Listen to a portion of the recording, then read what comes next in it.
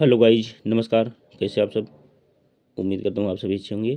तो साथियों, इस वीडियो में हम कक्षा 12 सिविक्स जो कि पॉलिटिकल साइंस के अंतर्गत आता है, अब इसमें अध्याय 4 सत्ता के वैकल्पिक केंद्र के बारे में विस्तार से चर्चा करेंगे। तो सभी लोग साथियों इस वीडियो को लास्ट तक देखिए, क्योंकि यह वीडियो जो लोग यूपी बोर्ड का एग्ज़ाम देने जा रहे हैं उनके लिए बहुत महत्वपूर्ण है, और जो किसी अन्य बोर्ड में पढ़ाई करते हैं वहाँ भी पूछा जाता है, और जो हमारे भाई बहन किसी कंपटीशन तैयारी में बैठने जा रहे हैं या एग्ज़ाम की तैयारी कर रहे हैं वहाँ भी ये विकल्प के रूप में ज़रूर पूछा जाता है। तो सभी लोग इस वीडियो को लास्ट तक देखिए, और प्लीज़ साथियों जो लोग चैनल पर पहली बार विजिट कर रहे हैं चैनल को सब्सक्राइब करके बेल आइकन घंटी प्रेस कर लेंगे, और इस वीडियो को लाइक करें, दोस्तों में शेयर करें। तो देखिए क्या है, कक्षा 12 पॉलिटिकल साइंस यानी सिविक्स के अंतर्गत है। सिविक्स जिससे आप क्या कहते हैं, नागरिक शास्त्र। नागरिक शास्त्र तो क्या है, इसमें पाठ का नाम है अध्याय 4 चैप्टर 4 सत्ता के वैकल्पिक केंद्र। सत्ता के वैकल्पिक केंद्र आ गया। सत्ता के वैकल्पिक केंद्र क्या है? सोवियत संघ के विभाजन के बाद विश्व में अमेरिका का वर्चस्व कायम हो गया। कुछ देशों के संगठनों का उदय सत्ता के वैकल्पिक केंद्र के रूप में हुआ। ये संगठन अमेरिका के प्रभुत्व को सीमित करेंगे, क्योंकि ये संगठन राजनीति तथा आर्थिक रूप से शक्तिशाली हो रहे हैं। आगे क्या है, क्षेत्रीय संगठन क्या है? क्षेत्रीय संगठन प्रभुसत्ता संपन्न देशों के स्वैच्छिक समुदाय की एक संधि है जो निश्चित क्षेत्र के भीतर हो तथा उन देशों का सम्मिलित हित हो जिनका प्रयोजन उस क्षेत्र के संबंध में आक्रामक कार्रवाई न करें।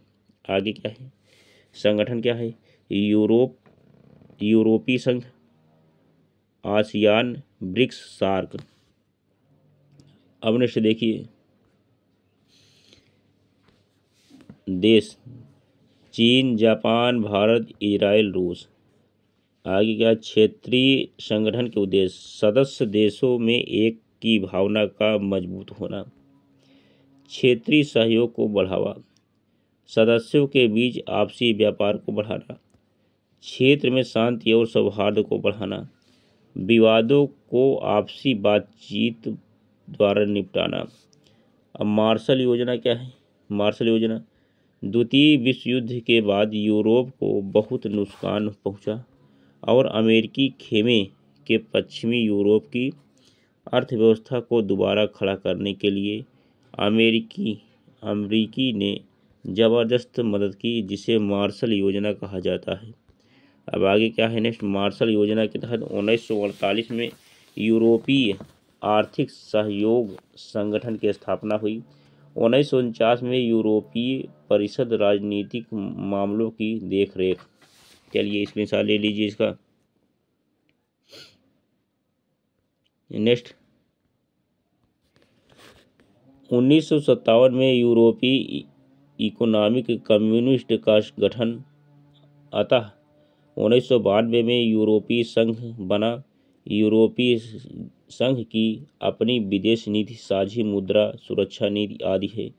यूरोपीय संघ आर्थिक सहयोग वाली संस्था से बदलकर ज़्यादा से ज़्यादा राजनीतिक रूप लेता गया। आगे क्या हुआ, यूरोपीय संघ का गठन।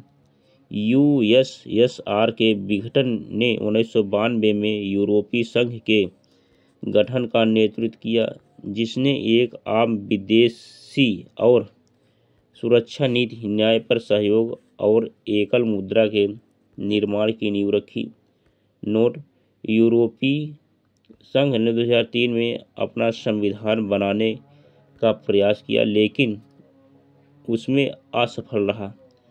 आगे क्या हुआ, यूरोपीय संघ के गठन के उद्देश्य एक समान विदेश व सुरक्षा नीति, आंतरिक मामलों तथा न्याय से जुड़े मामलों पर सहयोग, एक समान मुद्रा का चलन, वीजा मुक्त आवागमन। फिर आगे यूरोपीय संघ की विशेषताएं क्या थी? यूरोपीय संघ समय के साथ साथ एक आर्थिक संघ से तेजी से राजनीतिक रूप से विकसित हुआ है।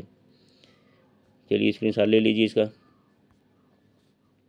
अब आगे क्या है साथियों, यूरोपीय संघ की विशेषताएं मैंने बताया विकसित हुआ है। फिर यूरोपीय संघ एक विशाल राष्ट्र राज्य की तरह कार्य करने लगा है। इसका अपना झंडा, गान, स्थापना दिवस और अपनी एक मुद्रा है। अन्य देशों से संबंधों के मामले में इसने काफ़ी हद तक साझी विदेश और सुरक्षा नीति बना ली है। यूरोपीय संघ का झंडा 12 सोने के सितारों के घेरे के रूप में वहाँ के लोगों की पूर्णतः समग्रता, एकता और मेल मिलाप का प्रतीक है। अब आगे क्या है, यूरोपीय संघ को ताकतवर बनाने वाले कारक या विशेषताएं। आर्थिक रूप से यूरोपीय संघ दुनिया की सबसे बड़ी अर्थव्यवस्था है। 2005 में 12 ट्रिलियन डॉलर से अधिक की डीजीपी थी। राजनीतिक और राजनयिक आधार पर ब्रिटेन और फ्रांस यूरोपीय संघ के 2 सदस्य संयुक्त राष्ट्र सुरक्षा परिषद के अस्थायी सदस्य हैं। रक्षा क्षेत्र में यूरोपीय संघ की संयुक्त सशस्त्र सेना दुनिया में दूसरी सबसे बड़ी सेना है। इसकी मुद्रा यूको अमेरिकी डॉलर के प्रभुत्व के लिए, चलिए स्क्रीनशॉट ले लीजिए इसका, प्रभुत्व के लिए खतरा बन गई। प्रभुत्व के लिए खतरा बन गई। विश्व व्यापार में इसकी हिस्सेदारी अमेरिका से 3 गुना ज़्यादा है। इसकी आर्थिक शक्ति का प्रभाव यूरोप, एशिया और अमेरिका के देशों पर है। फिर क्या हुआ, यह विश्व व्यापार संगठन के अंदर एक महत्वपूर्ण समूह के रूप में कार्य करता है।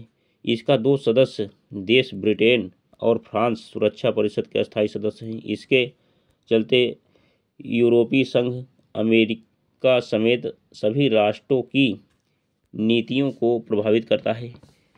यूरोपीय संघ का सदस्य देश फ्रांस परमाणु शक्ति संपन्न है। अंतर्राष्ट्रीय संगठन के तौर पर यूरोपीय संघ आर्थिक, राजनीतिक और सामाजिक मामलों में दखल देने में सक्षम है। आगे क्या हुआ साथियों, यूरोपीय संघ की कमजोरियां। इसके सदस्य देशों की अपनी विदेश और रक्षा नीति है, जो कई बार एक दूसरे के खिलाफ भी होती है। जैसे इराक पर हमले के मामले में यूरोप के कुछ हिस्सों में यूरो मुद्रा को लागू करने को लेकर नाराजगी। डेनमार्क और स्वीडन ने मास्ट्रिक्ट संधि और साझी यूरोपीय मुद्रा यूरो को मानने का विरोध किया। यूरोपीय संघ के कई सदस्य देश अमेरिकी गठबंधन में थे। चलिए भी स्क्रीनशॉट ले लीजिए इसका। आगे फिर क्या हुआ, ब्रिटेन यूरोपीय संघ ने जून 2016 में एक जनमत संग्रह के द्वारा अलग हो गया है। अब आगे क्या है, दक्षिण पूर्व एशियाई राष्ट्रों का संगठन आसियान। अगस्त 1967 में इस क्षेत्र के 5 देशों इंडोनेशिया, मलेशिया, फिलीपींस, सिंगापुर और थाईलैंड ने बैंकॉक घोषणा पत्र पर हस्ताक्षर करके आसियान की स्थापना की। बाद में ब्रुनई, दारू इस्लाम, वियतनाम, लाओस, म्यांमार और कंबोडिया को शामिल किया गया और इनकी सदस्य संख्या 10 हो गई। फिर आगे क्या होता है, आसियान के मुख्य उद्देश्य सदस्य देशों के आर्थिक विकास को तेज करना, इसके द्वारा सामाजिक और सांस्कृतिक विकास को हासिल करना, कानून के शासन और संयुक्त राष्ट्र संघ के नियमों का पालन करके क्षेत्रीय शांति और स्थायित्व को बढ़ावा देना। आसियान शैली क्या थी, यानी नौपचारिक, टकराव रहित और सहयोगात्मक मेल मिलाप का नया उदाहरण पेश करके आसियान ने काफ़ी यश कमाया। इसे ही आसियान शैली कहा जाता है। क्या हुआ था, जैसे अपने व्यवहार के दम पर, अपने बोली भाषा के दम पर उसने व्यवहार कमा लिया, और तो जो व्यवहार कमाया इसे ही आसियान शैली, लोगों को वहाँ अच्छा लगा, यही हो गया आसियान शैली। चलिए अब आगे क्या है,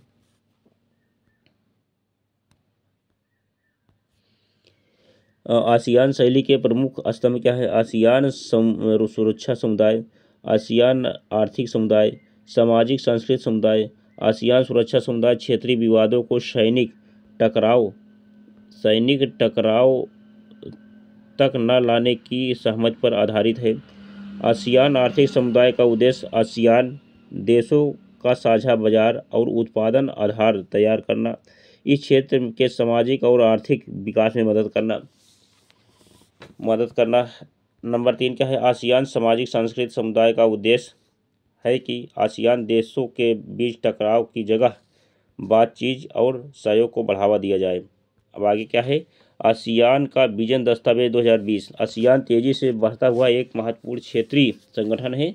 इसके विजन दस्तावेज 2020 में 2020 में अंतर्राष्ट्रीय समुदाय में आसियान की एक बहिर्मुखी भूमिका को प्रमुखता दी गई। आसियान द्वारा अभी टकराव की, चलिए स्क्रीनशॉट ले लीजिए इसका, टकराव की जगह बातचीत को बढ़ावा देने की नीति से ही यह बात निकली है।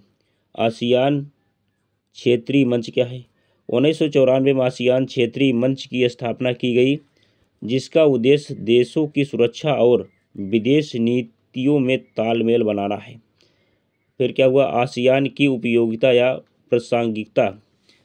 आसियान की मौजूदा आर्थिक शक्ति खास तौर से भारत और चीन जैसे तेजी से विकसित होने वाले एशियाई देशों के साथ व्यापार और निवेश के मामले में प्रदर्शित होती है। आसियान ने निवेश, श्रम और सेवाओं के मामले में मुक्त व्यापार क्षेत्र बनाने पर भी ध्यान दिया है। अमेरिका तथा चीन ने भी मुक्त व्यापार क्षेत्र बनाने में रुचि दिखाई है। आसियान और भारत क्या है? 1991 के बाद भारत ने पूरब की ओर देखो की नीति अपनाई। भारत ने आसियान के 2 सदस्य देशों सिंगापुर और थाईलैंड के साथ मुक्त व्यापार का समझौता किया। भारत आसियान के साथ भी मुक्त व्यापार संधि करने का प्रयास कर रहा है। आसियान की असली ताकत अपने सदस्य देशों, सहभागी सदस्यों और बाकी गैर, चलिए यहाँ तक स्क्रीनशॉट ले लीजिए।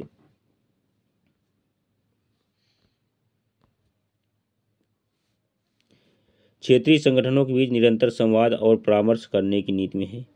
एक एशिया का मात्र ऐसा संगठन है जो एशियाई देशों और विश्व शक्तियों को राजनीतिक और सुरक्षा मामलों पर चर्चा के लिए मंच उपलब्ध कराता है। हाल ही में भारतीय प्रधानमंत्री ने आसियान देशों की यात्रा की तथा विभिन्न देशों में सहयोग बढ़ाने पर समझौते किए तथा पूर्व की ओर देखो नीति के स्थान पर पूर्वोत्तर कार्य नीति एक्ट ईस्ट पॉलिसी की संकल्पना प्रस्तुत की। इसी के अंतर्गत वर्ष 2018 के गणतंत्र दिवस समारोह में एशियान देशों के राष्ट्राध्यक्षों को मुख्य अतिथि के रूप में आमंत्रित किया गया था। अब आगे क्या है? सार्क, SAAR से सार्क। सार्क का पूरा नाम दक्षिण एशियाई क्षेत्रीय सहयोग संगठन यानी south Asian association for regional cooperation है। सार्क की स्थापना 8 दिसंबर 1985, ये आपको ध्यान देना है। सार्क की स्थापना 8 दिसंबर 1985 को हुई थी। सार्क की स्थापना के समय भारत, पाकिस्तान, बांग्लादेश, नेपाल, भूटान, मालदीव, श्रीलंका यह 7 देश शामिल थे। बाद में इसमें अफगानिस्तान शामिल हुआ। इसका मुख्यालय काठमांडू नेपाल में है। अब सार्क देश का उद्देश्य, सार्क देश में फिर देख लीजिए कौन कौन है इसके हिसाब से। भारत, पाकिस्तान, बांग्लादेश, नेपाल, भूटान, मालदीव, श्रीलंका। अब बाद में अफगानिस्तान शामिल हुआ है। इसका मुख्यालय कहाँ है? काठमांडू नेपाल में है। स्क्रीनशॉट ले लीजिए, इसका बहुत महत्वपूर्ण साथियों। अब नेक्स्ट देखिए सार्क। देखो सार्क का उद्देश्य दक्षिण एशिया के देशों में जनता के विकास एवं जीवन स्तर में सुधार लाना, आत्मनिर्भरता का विकास, आर्थिक विकास करना, सांस्कृतिक एवं सामाजिक विकास करना, आपसी सहयोग, आपसी विवादों का निपटारा, आपसी विश्वास बढ़ाकर व्यापार को बढ़ावा देना, इतना है। अब पूरब की ओर देखो नीति क्या है? भारत ने 1991 से पूरब की ओर देखो नीति अपनाई। इससे पूर्वी एशिया के देशों जैसे आसियान, चीन, जापान और दक्षिण कोरिया से उसके आर्थिक संबंधों में बढ़ोतरी हुई। अब चीन का विकास कैसे हुआ? 1949 की क्रांति के द्वारा चीन में साम्यवादी शासन की स्थापना हुई। शुरू में यह साम्यवादी अर्थव्यवस्था को अपनाया गया था, लेकिन इसके कारण चीन को निम्नलिखित समस्याओं का सामना करना पड़ा।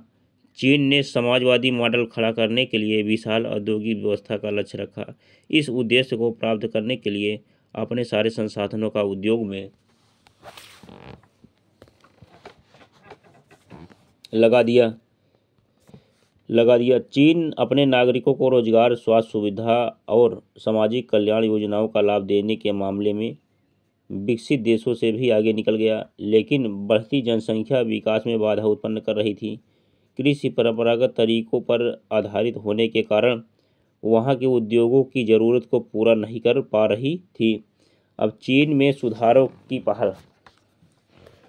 चीन ने 1972 में अमेरिका से संबंध बनाकर अपने राजनीतिक और आर्थिक एकांतवास को खत्म किया। 1973 में प्रधानमंत्री चाउ एन लाई ने कृषि उद्योग, सेवा और विज्ञान प्रौद्योगिकी के क्षेत्र में आधुनिकीकरण के 4 प्रस्ताव रखे।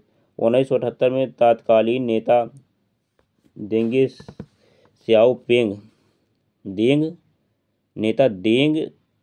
सियाओपेंग ने चीन में आर्थिक सुधारों और खुले वार की नीति की घोषणा की। 1982 में खेती का निजीकरण किया गया। 1998 में उद्योगों का निजीकरण किया गया। इसके साथ ही चीन में विशेष आर्थिक क्षेत्र स्पेशल इकोनॉमिक जोन SEZ स्थापित किए गए। क्या चीन 2001 में विश्व व्यापार संगठन में शामिल हो गया। इस तरह दूसरे देशों के लिए अपनी अर्थव्यवस्था खोलने की दिशा में चीन ने एक कदम और बढ़ाया है। चलिए स्क्रीनशॉट ले लीजिए इसका।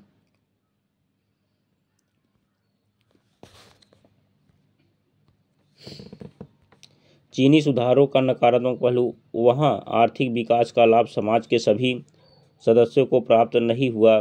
पूंजीवादी तरीकों को अपनाए जाने से बेरोजगारी बढ़ी है। वहाँ महिलाओं के रोजगार और काम करने के हालात संतोषजनक नहीं हैं। गांव व शहर के और तटीय व मुख्य भूमि पर रहने वाले लोगों के बीच आय में अंतर बढ़ा है। विकास की गतिविधियों ने पर्यावरण को काफ़ी हानि पहुंचाई है। चीन में प्रशासनिक और सामाजिक जीवन में भ्रष्टाचार बढ़ा है। अब चीन के साथ भारत के संबंध विवाद के क्षेत्र में क्या है? 1950 में चीन द्वारा तिब्बत को हड़पने तथा भारत चीन सीमा पर बस्तियां बनाने के फैसले से दोनों देशों के संबंध एकदम बिगड़ गए। चीन ने 1962 में लद्दाख और अरुणाचल प्रदेश पर अपने दावे को जबरन स्थापित करने के लिए भारत पर आक्रमण किया। चीन द्वारा पाकिस्तान को मदद देना। चीन भारत के परमाणु परीक्षणों का विरोध करता है। बांग्लादेश और म्यांमार से चीन के सैनिक संबंध को भारतीय हितों के खिलाफ माना जाता है। साथियों इसका स्क्रीनशॉट ले लीजिए। अब इस टॉपिक में पता चल गया कौन देश किसकी मदद कर रहा है, कौन देश कहाँ मदद करता था और कौन देश किसके साथ खड़ा रहता था। इसमें सब क्योंकि 1962 में भारत चीन युद्ध हुआ था और 1965 में भारत पाकिस्तान युद्ध हुआ था। तो ये आपको दोनों समझना है। तो इसी के साथ अब हम नेक्स्ट टॉपिक देखते हैं। अब आगे क्या हुआ? संयुक्त राष्ट्र संघ ने आतंकी संगठन जैश-ए-मोहम्मद पर प्रतिबंध लगाने वाले प्रस्ताव को पेश किया। चीन द्वारा वीटो पावर का प्रयोग करने से यह प्रस्ताव निरस्त हो गया। भारत ने अजहर मसूद के आतंकी घोषित करने के लिए संयुक्त राष्ट्र संघ में प्रस्ताव पेश किया, जिस पर चीन ने वीटो पावर का प्रयोग किया। चीन की महत्वाकांक्षी योजना वन बेल्ट वन रोड और जो कि पीओके से होती हुई गुजरेगी। पीओके मतलब पाक अधिकृत कश्मीर होता है, उसे भारत को घेरने की रणनीति के तौर पर लिया जा रहा है। वर्ष 2017 में भूटान के भूभाग, परंतु भारत के लिए सामरिक रूप से अत्यंत महत्वपूर्ण डोकलाम पर आधिपत्य के दावों को लेकर दोनों देशों के मध्य लंबा विवाद चला, जिससे दोनों देशों के मध्य संबंध तनावपूर्ण हो गए। परंतु इस विवाद के समाधान के लिए भारत के धैर्यपूर्ण प्रयासों और भारत के रुख को वैश्विक स्तर पर सराहा गया। अब चीन के साथ भारत के संबंध सहयोग का दौर क्षेत्र। 1970 के दशक में चीनी नेतृत्व बदलने से अब वैचारिक मुद्दों की जगह व्यवहारिक मुद्दे प्रमुख हो रहे हैं। 1988 में प्रधानमंत्री राजीव गांधी ने चीन की यात्रा की, जिसके बाद सीमा विवाद पर यथास्थिति बनाए रखने की पहल की गई। स्क्रीनशॉट ले लीजिए इसका।